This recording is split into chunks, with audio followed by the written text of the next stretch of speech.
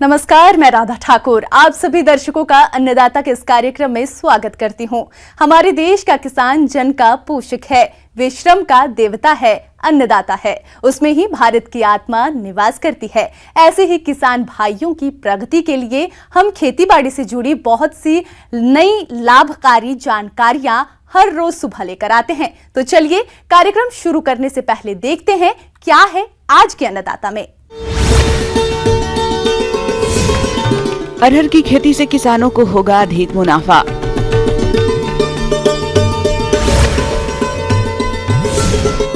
सूरन की फसल लगाएं, अच्छा लाभ कमाएं।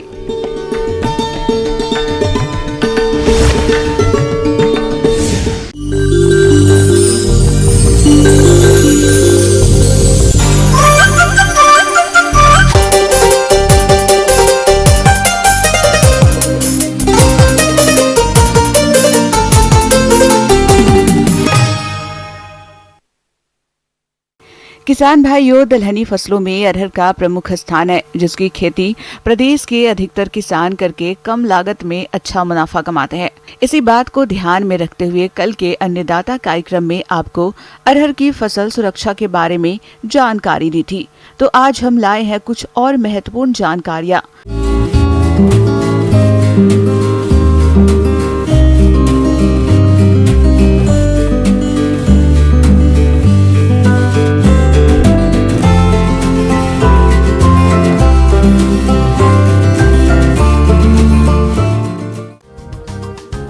अरहर के लिए भारी काली मिट्टी, हल्की दोमट मिट्टी, मध्यम भारी मिट्टी अच्छी होती है।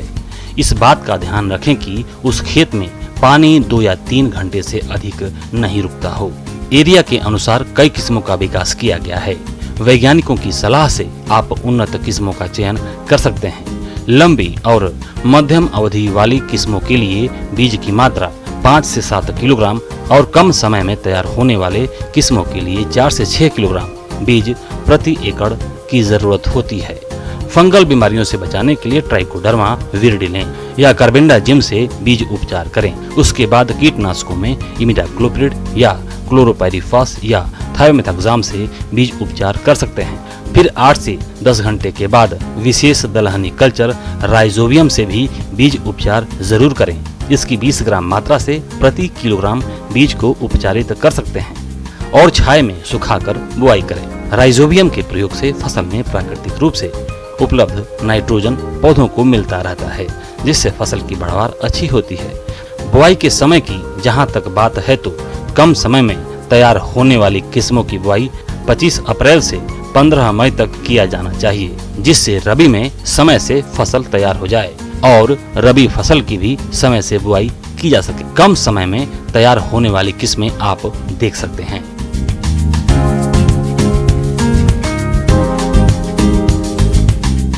जो किस्में मध्यम और लंबी अवधि वाली होती हैं, उनकी बुआई आप जून से लेकर 15 जुलाई तक कर सकते हैं। मध्यम और लंबी अवधि वाली किस्में आप यहाँ देख सकते हैं।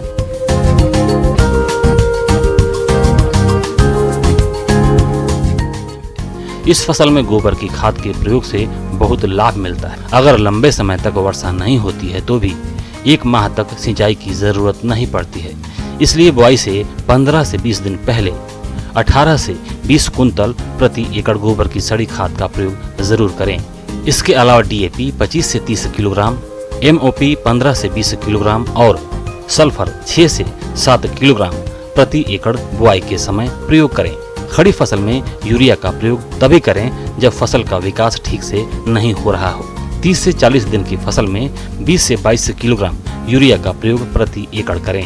अरहर की बुआई मीणों पर करना बेहतर होता है।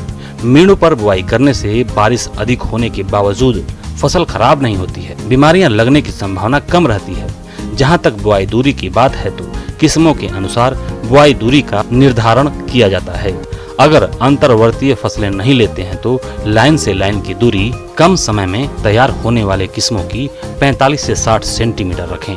मध्यम और लंबी अवधि वाली किस्मों के लिए 60 से 75 सेंटीमीटर दूरी रखें। बुआई करने के बाद खरपतवारों को उगने से रोकने के लिए आप चाहें तो वीडिसाइड का प्रयोग कर सकते हैं। इसके लिए बुआई के 3 दिन के भीतर पेंडिमेथिलिन रसायन का स्प्रे पीछे हटते हुए कर सकते हैं। बुआई के 5 से 6 दिन बाद पौधे उग जाते हैं और शुरुआती 45 से 50 दिन तक इस दवा के कारण खेत में घास फूस कम दिखाई देते हैं। इसके बाद जो भी घास उगते हैं तब तक फसल से नीचे हो जाते हैं, जिनका विकास नहीं हो पाता है और ये फसल को नुकसान नहीं कर पाते हैं। अगर पेंडिमेथिलिन का प्रयोग नहीं कर पाते हैं तो फसल उगने के बाद भी कुछ दवाओं का प्रयोग कर सकते हैं, जिसमें इमेजाथाइपर दवा का स्प्रे 20 दिन की फसल होने पर किया जाता है। अच्छी उपज के लिए पौधों में अधिक शाखाओं का होना जरूरी है, इसलिए जब फसल 35 से 45 दिन की हो जाए तब निपिंग करना होता है। इससे पौधे में कई शाखाएं निकलती हैं, जिससे उपज में इजाफा होता है। किसान भाइयों, अरहर की फसल की उपज की बात करें तो कम अवधि में तैयार होने वाली किस्मों की प्रति एकड़ 5 से 7 कुंतल और लंबी अवधि वाली किस्मों की 8 से 12 कुंतल तक उपज ले सकते हैं या इससे भी अधिक उपज ले सकते हैं। यानी कम अवधि वाली किस्मों से 30 से 35 हजार रुपए और लंबी अवधि वाली किस्मों से 55 से 60 हजार रुपए प्रति एकड़ शुद्ध मुनाफा कमा सकते हैं। इसके अलावा अगर अंतवर्ती फसलें लेते हैं तो उससे भी आपको अतिरिक्त मुनाफा होगा। कम अवधि वाली अरहर की कटाई के बाद रबी में गेहूं या अपनी सुविधा के अनुसार अन्य कोई भी फसल उगा सकते हैं।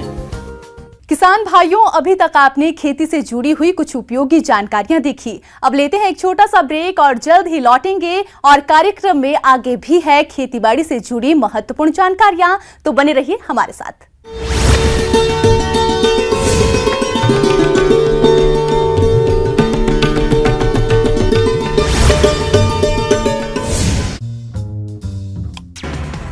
योग दिवस पर रायपुर के देवेंद्र नगर स्थित गुजराती स्कूल के ऑडिटोरियम में कार्यक्रम। छत्तीसगढ़ भाजपा प्रदेश प्रभारी ओम माथुर हुए शामिल। प्रदेश अध्यक्ष अरुण साव भी पहुंचे। मशहूर गायक मोहम्मद जाकिर हुसैन का निधन। बिलासपुर में वॉइस इंडिया फेम हुसैन ने ली अंतिम सांस। सीएम हाउस घेराव मामले में बीजेवाईएम के 3 कार्यकर्ता।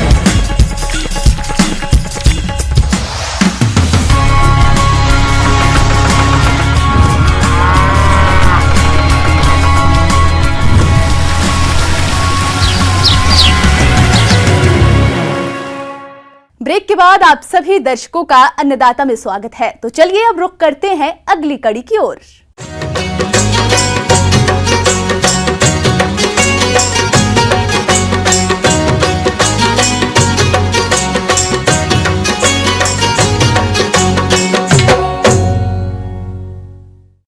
हमारे प्रदेश के जिन किसान भाइयों के खेत खाली हैं और वे सूरन की खेती करना चाहते हैं, उनके लिए वर्तमान समय बुआई के लिए उपयुक्त चल रहा है। तो इसकी खेती से अधिक पैदावार लेने के लिए आप कौन सी उन्नत किस्म का चुनाव करें और खेत तैयारी से लेकर बुआई तक के सारे प्रबंधनों को किस तरह से करें, इस बारे में अधिक जानकारी दे रहे हैं विषय विशेषज्ञ रतनदीप सोनी।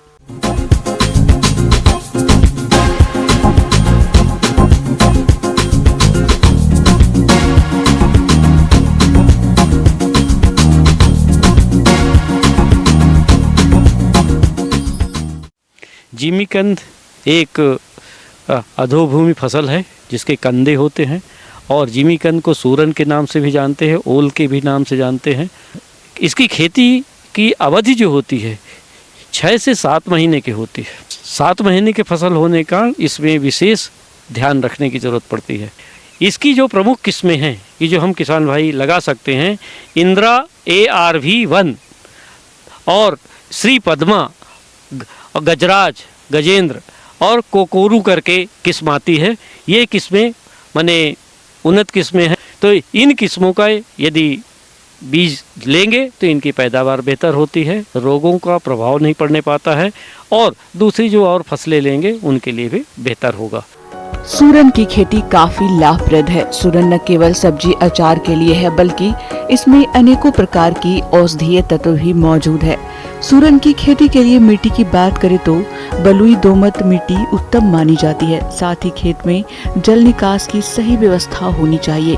वैसे तो सूरन की खेती सभी प्रकार की मिट्टी में हो जाती है, लेकिन मिट्टी में पर्याप्त मात्रा में जीवाश्म की मात्रा होनी चाहिए। खेत की तैयारी की बात करें तो फसल कटाई के बाद एक बार गहरी जुताई करें, उसके बाद 2 से 3 बार कल्टीवेटर से जुताई करके पाटा लगा दे। जहाँ पोषक तत्व की बात है तो देसी खाद के रूप में 30 से 50 कुंटल तक जो अपने पास उपलब्ध हो जैविक खाद उसको खेत में मिलाएं, देसी खाद। उसके बाद सुपर फास्फेट की मात्रा लगभग 375 किलोग्राम प्रति हेक्टर देना होता है और यूरिया का है लगभग 160 किलोग्राम करीब देना पड़ता है और पोटास की जो मात्रा होती है ये लगभग 90 किलो देना होता है। तो अब ये जो हम फास्फोरस तत्व देंगे खेत के तैयारी के समय ही पूरी मात्रा दे देंगे। नाइट्रोजन की 1/3 मात्रा यूरिया के माध्यम से जो देंगे वो देंगे और इसके साथ पोटास की 1/3 मात्रा जब हम कंद लगा रहे हैं उस समय देंगे। इसके बाद जिमी कंद की फसल 50 से 60 दिन के बीच में हो जाए तो फिर से 1/3 मात्रा किसकी शेष बचे हुए यूरिया की 1/3 मात्रा और पोटास की बढ़िया गुड़ाई करके निराई गुड़ाई करके थाले के इर्द गिर्द देना होता है। इसके बाद तीसरी बार जब 90 दिन की करीब फसल हो जाती है तो एक बार फिर निराई गुड़ाई करके ये पोटास की और फास्फोरस की मात्रा तीसरी बार देना होता है। सूरन का प्रवर्धन वानस्पतिक विधि द्वारा किया जाता है जिसके लिए पूर्ण कंद या कंद को काट कर लगाया जाता है। यदि कंद का आकार बड़ा हो तो उसे 250 से 500 ग्राम के टुकड़ों में काटकर बुआई करें, परंतु कंद को काटते समय इस बात का ध्यान रखें कि प्रत्येक टुकड़ों में कम से कम कालर यानी कलिका का कुछ भाग अवश्य रहे। यदि बीज की मात्रा की बात की जाए तो यदि 75 सेंटीमीटर बाई 75 सेंटीमीटर में लगा रहे हैं हम तो ऐसी स्थिति में बीज की जो मात्रा लगेगी 250 ग्राम के यदि कंद हैं तो लगभग 40 से 45 कुंटल करीब बीज लगेगा प्रति हेक्टर। कंद जो लगाएंगे वो उसकी साइज कम से कम 250 ग्राम की हो एक कंद की एक जगह पे और अधिक से अधिक आधा किलो की हो। सिंगल कंद है तो और अच्छी बात है, यदि बड़े कंद हैं तो उनको हम 250 ग्राम और आधा किलो के गुणक में काट के लगा सकते हैं। इसमें भी बीज उपचार की ज़रूरत पड़ती है ताकि किसी तरह के रोग व्याधि असर न करे। तो बीज उपचार के लिए एक साधारण तरीका है कि ताज़ा गोबर लें, ताज़ा गोबर के साथ 2 ग्राम से 3 ग्राम कार्बेंडाजिम प्रति लीटर पानी के साथ घोल बना लें और उस गोबर के घोल में इसको करीब आधा घंटे के लिए छोड़ दें और निकाल के फिर आधा घंटे बाद इसको आप उसको छाया में सुखा लें और उसके बाद खेत में कंद लगाएं। 2 विधियों द्वारा सूरन की बुआई की जाती है, पहला चौरस विधि और दूसरा गड्ढा विधि से। चौरस विधि इस विधि में ओल की बुआई करने के लिए अंतिम जुताई के समय गोबर की सड़ी खाद एवं रासायनिक उर्वरक मात्रा को खेत में मिलाकर जुताई कर देते हैं। उसके बाद कंदों के आकार के अनुसार 75 से 90 सेंटीमीटर की दूरी पर कुदाल द्वारा 20 से 30 सेंटीमीटर गहरी नाली बनाकर कंदों की बुआई कर दी जाती है और नाली को मिट्टी से ढक दिया जाता है। तो यदि हम चौरस लगा रहे हैं अथवा खेत में गड्ढे लगा रहे हैं तो पौधों से पौधों की दूरी माने कंद जो लगाएंगे कंद से कंद की दूरी 75 सेंटीमीटर रखना चाहिए और दूसरा है 1 मीटर बाई 1 मीटर में रखते हैं। चौरस खेत में लगाना है तो चौरस खेत में लगभग 4 इंच नीचे हर कंद को लगाना होता है, उसके ऊपर 4 इंच मिट्टी है तो ज़्यादा अच्छी बात है। किसान भाइयों, जब भी हम कंद सूरन या जिमी कंद के लगाते हैं, लगाने के बाद वहाँ की नमी जल्दी ना उड़े इसलिए उसको थोड़ा पलवार देते हैं, मल्चिंग कर देते हैं और मल्चिंग जो होती है जो आपके पास फसल अवशेष हो उसी की ही मल्चिंग कर सकते हैं और जैसे ये अंकुरण हो जाता है इसमें बढ़ता है तो मल्चिंग से वह ऊपर आ जाएगा।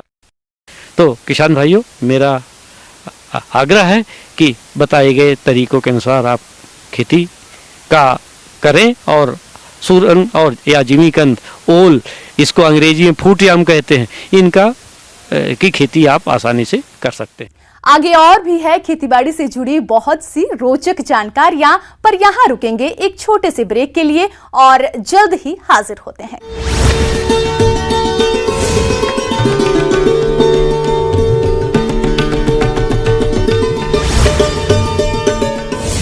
67+ crore viewers. थाना प्रभारी पर हमला करने के मामले में भी मुकदमा दर्ज। घेराव में डीडी थाना प्रभारी कुमार गौरव हुए दिखाई।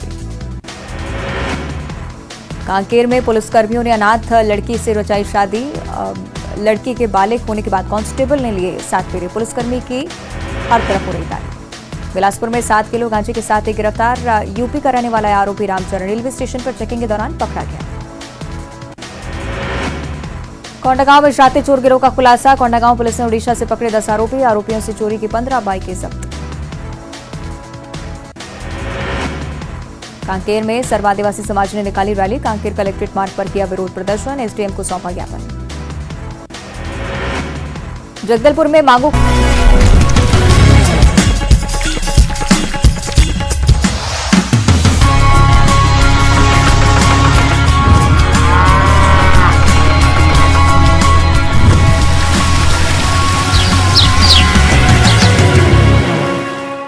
ब्रेक के बाद एक बार फिर से आप सभी दर्शकों का अन्नदाता कार्यक्रम में स्वागत है। बढ़ते हैं अगली प्रस्तुति की ओर।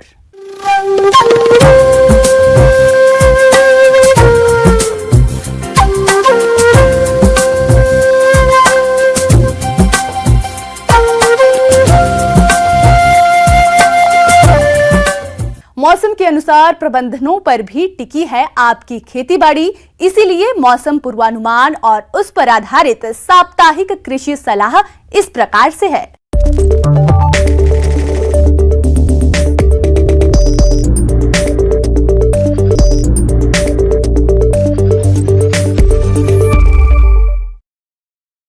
ग्रामीण कृषि मौसम सेवा, भारत मौसम विज्ञान विभाग, राजमाता विजया राजे सिंधिया कृषि विश्वविद्यालय ग्वालियर द्वारा भेजे गए मौसम पूर्वानुमान रिपोर्ट के आधार पर जिला इंदौर और इससे लगे जिलों के किसान भाइयों को सलाह दी जाती है कि इन क्षेत्रों में आगामी दिनों में 3 से 37 मिलीमीटर वर्षा होने की संभावना है। अधिकतम तापमान 34 से 37 डिग्री सेल्सियस और न्यूनतम तापमान 18 से 21 डिग्री सेल्सियस रहने का पूर्वानुमान है। हवा दक्षिण पश्चिम दिशा से 20 से 24 किलोमीटर प्रति घंटे की रफ्तार से रहेगी। ऐसे में इन क्षेत्रों के किसान भाइयों को सलाह दी जाती है कि मूंग और उड़द की फसल की बुआई के लिए किसान भाई उन्नत बीजों की बुआई करें।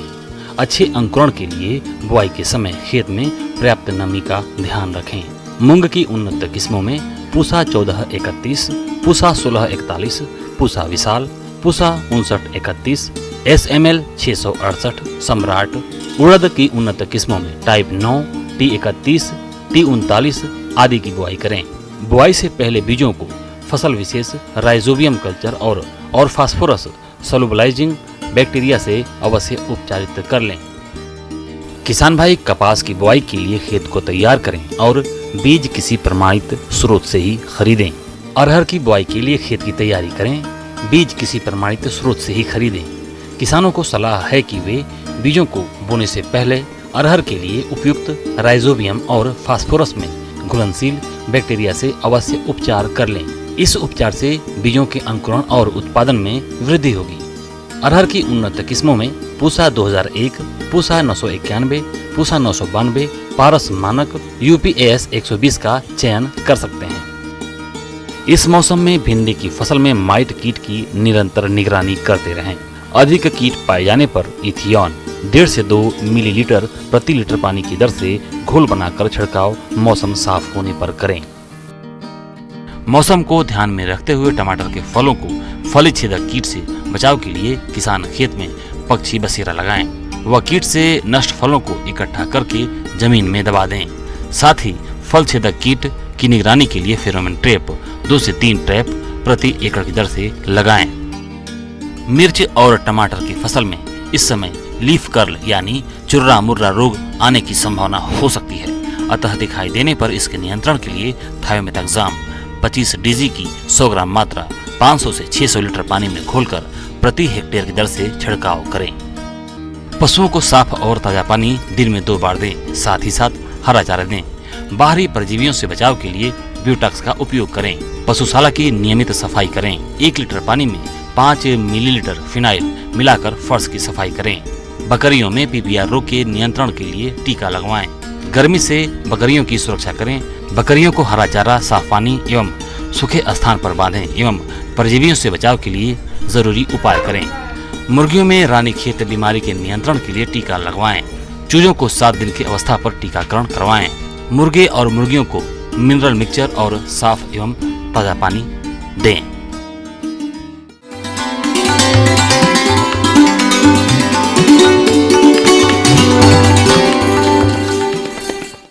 अन्नदाता हेल्पलाइन निःशुल्क फोन संपर्क सेवा के माध्यम से आपके द्वारा पूछे गए प्रश्नों में से एक या दो महत्वपूर्ण प्रश्नों को हम अपने कार्यक्रम में शामिल करते हैं। इसी के तहत आज किसान का सवाल और उसका जवाब इस प्रकार से है। आज के अन्नदाता हेल्पलाइन में जिस प्रश्न को कार्यक्रम में शामिल किया गया है उससे पूछा है ग्राम बेतिया जिला सिंगरौली के किसान रुपेश सिंह ने। आप वर्षा जल के संग्रहण पर जानकारी चाहते हैं तो रुपेश सिंह जी आपकी जानकारी के लिए प्रस्तुत है कार्यक्रम का यह अंश। इस समय मैं किसान भाइयों से एक विशेष रूप से ये बताना चाहता हूँ कि भारत में क्या विश्व के अंदर पानी की कमी होती जा रही है, जिसके कारण अपन फसल पैदावार करने में असमर्थ होते जा रहे हैं, क्योंकि फसलों के लिए या मानव जीवन के लिए जल ही जीवन है। आज दुनिया में पानी का उपयोग हर कृषि और व्यापार के क्षेत्र में अत्यधिक होने लगा है। जितना जल भूमि से निकाला जा रहा है उसका पुनर्भरण नहीं हो रहा है, जिससे पानी की समस्या बढ़ती जा रही है। और इस समस्या का सबसे अच्छा समाधान है वर्षा जल संग्रहण और समुचित मात्रा में उपयोग। वैसे तो वर्षा जल संग्रहण करने के कई तरीके हैं, जिनकी मदद से हम रेन वाटर हार्वेस्टिंग करके नलकूपों, कुओं, जलाशयों को रिचार्ज करते हैं, जिससे भूमि का जल स्तर बढ़ता है और आने वाले समय में एकत्र पानी को कई कार्यों में उपयोग भी कर सकते हैं।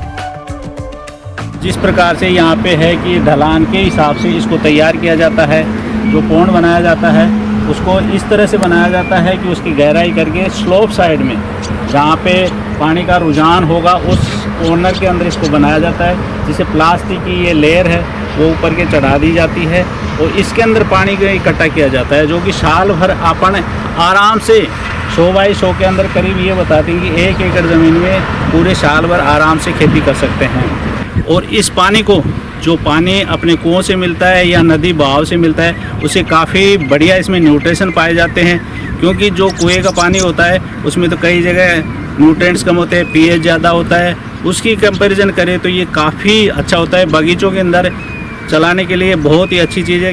ड्रिप्स के माध्यम से बगीचों काफ़ी अच्छी करीबन 2 हेक्टेयर बगीचा आप आराम से सिंचित कर सकते हैं, जिससे पैदावार भी होगी, साथ साथ पानी की बचत भी होगी।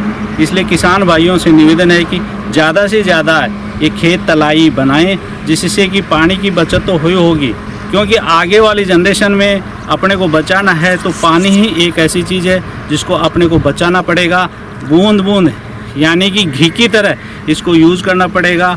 उसका सबसे बड़ा उपाय यही है कि आप खेत तलाई बनाएं, अपने बरसात का पानी जहाँ भी बह करके मकानों से भी इसको कनेक्ट किया जा सकता है, क्योंकि मकानों की छत है, ये बिल्डिंग है, इसके पानी हमने इस हिसाब से कनेक्ट किया है आगे बह करके इसमें खेत तलाई के अंदर आता है, क्योंकि जो पानी बह करके वेस्टेज चला जाएगा उसकी कोई इम्पोर्टेंस है नहीं। इसका कम से कम ये अपने एक जगह एकत्रित कर लेंगे, तो जैसे ही शॉर्टेज हमारे पानी की रहेगी इसमें अपने हिसाब से हम खेतों के अंदर फैलाई या पानी दे देंगे। सतह जल संग्रह सिस्टम। सतह जल वह पानी होता है जो वर्षा के बाद जमीन पर गिरकर धरती के निचले भागों में व्यर्थ बहकर जाने लगता है। ऐसे जल को रोककर पाइपों और नालियों के माध्यम से वर्षा जल को नलकूपों, कुओं, नदी, तालाबों में एकत्र किया जाता है, जो बाद में पानी की कमी को दूर करता है। छत प्रणाली। इस तरीके में छत पर गिरने वाले बारिश के पानी को पाइप के माध्यम से टंकियों और तालाबों में एकत्र किया जाता है। बांध या डैम। बड़े बड़े बांध के माध्यम से वर्षा के पानी को बहुत ही बड़े पैमाने में रोका जाता है, जिन्हें गर्मी के महीनों में या पानी की कमी होने पर बिजली उत्पादन, कृषि और नालियों के माध्यम से घरेलू उपयोग में भी इस्तेमाल में लाया जाता है। जल संरक्षण के मामलों में बांध बहुत उपयोगी साबित हुए हैं। भूमिगत टैंक। यह भी एक बेहतरीन तरीका है जिसके माध्यम से हम भूमि के अंदर वर्षा के पानी को संरक्षित रख सकते हैं। इस प्रक्रिया में वर्षा जल को एक भूमिगत गड्ढे में भेज दिया जाता है, जिससे भूमिगत जल की मात्रा बढ़ जाती है। यह तरीका बहुत ही मददगार साबित हुआ है, क्योंकि मिट्टी के अंदर का पानी आसानी से नहीं सूखता और लंबे समय तक पंप के माध्यम से हम उसको उपयोग में ला सकते हैं।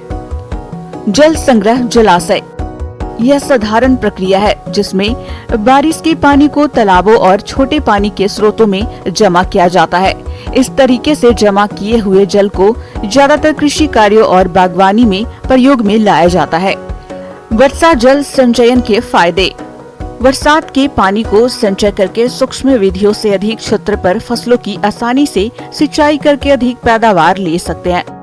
बागवानी में ड्रिप के माध्यम से सिंचाई करके अधिक फल उत्पादन ले सकते हैं। पशुपालन व्यवसाय में संचित वर्षा जल को ले सकते हैं। इसके अलावा घरेलू कार्यों जैसे घर की साफ सफाई, वाहनों की साफ सफाई में ले सकते हैं। इन सब को ध्यान में रखते हुए आज से ही व्यर्थ बह जाने वाले वर्षा जल का संग्रहण करना शुरू करें और भविष्य में आने वाली पानी की गंभीर समस्या से बचें।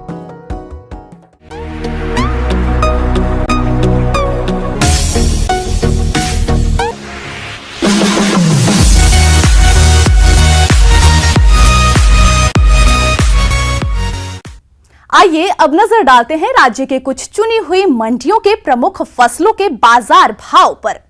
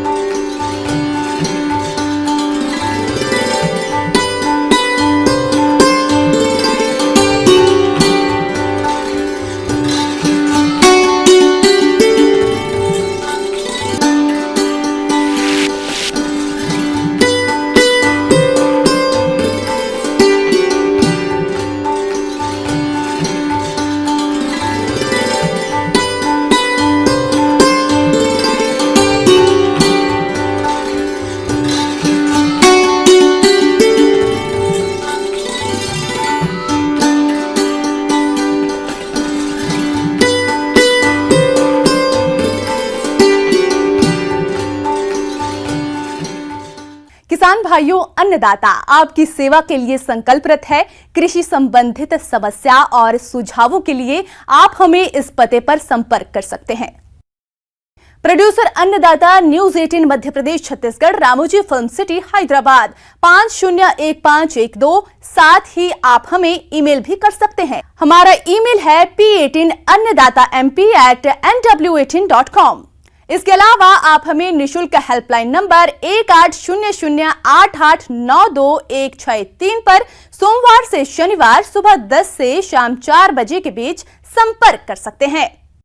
किसान भाइयों, अब समय हो रहा है आपसे विदा लेने का, तो हमारी अन्नदाता टीम को दीजिए इजाजत। कल फिर आपसे मुलाकात होगी कृषि संबंधित कुछ और महत्वपूर्ण जानकारियों के साथ। नमस्कार।